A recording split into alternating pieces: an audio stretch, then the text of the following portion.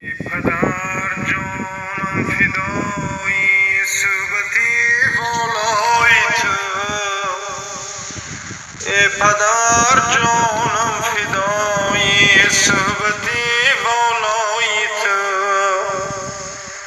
من فدایی دیده بی خواب در شبهای تو، صبح صادق گردنی شیطان شکستن های تو،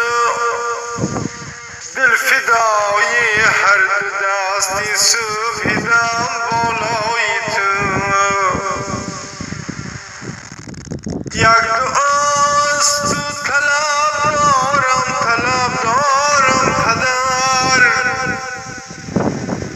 یک دعا در نیمی شب از تو طلب دارم پدر، یک ترحم یک نظر یک لطف از آن چشم تر،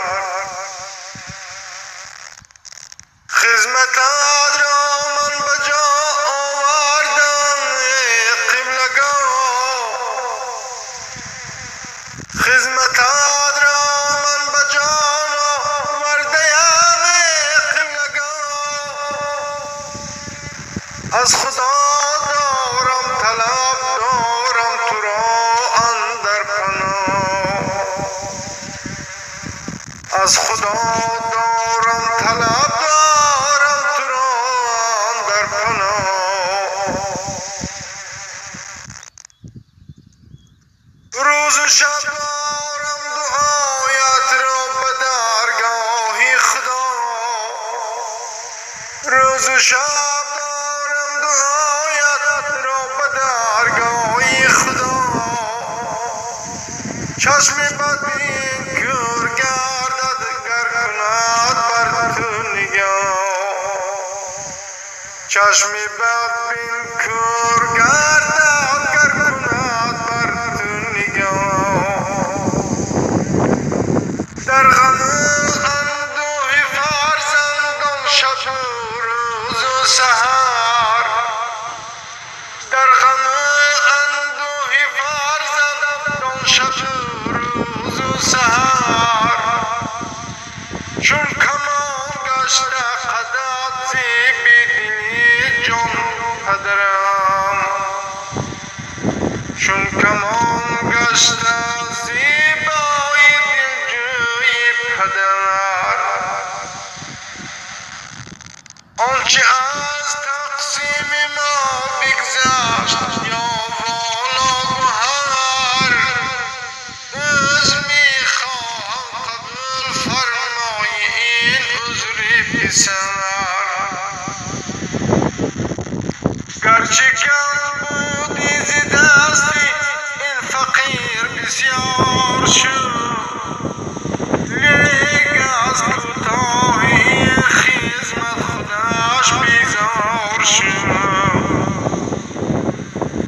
فکر زحمتهای تو کرده دلم بیمار شد، فکر زحمتهای تو کرده دلم بیمار شد، من ندانم بر چه بود اینقدر بیعار شد، ای پدر قلبت نما پر قوت خشنود باش، بر توکل استوار بر درگهی معبود باش، از جمیع درد باکو دایما به خود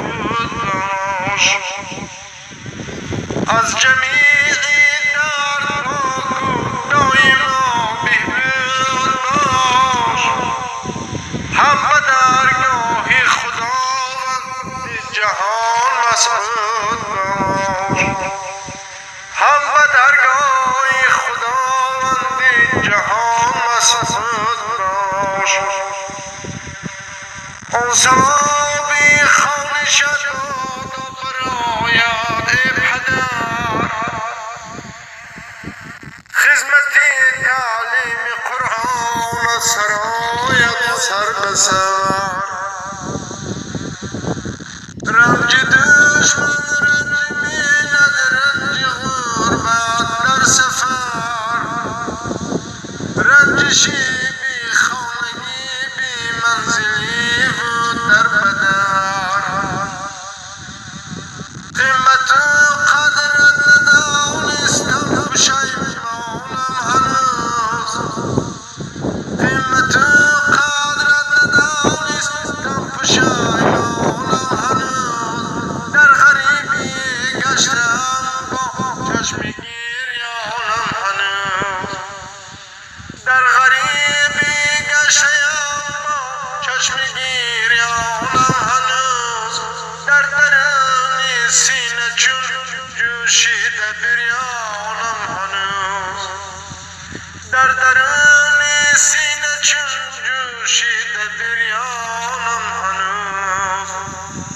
در خجالت موندم با چشم گریانم هنوز خدمتم کردی برایم روز و شب در راه حق رنج بردی بی عدد علم و ادا آموختی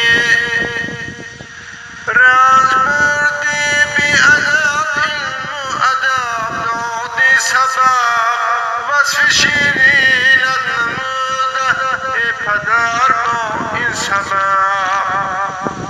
ثبت کردم نام پاکت در کتاب و در ورق هر زمان در غریبی یاد رویت میکنم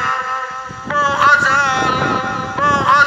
همچو بخاطر جستجویت میکنم همچو ارار فدا جان را به کویت میکنم جمله عالم را تا در کار مویت میکنم جمله عالم را تا در کار مویت میکنم ای پدر جانم فدای صحبتی والای تو من فدای دیده بی خواب در شبها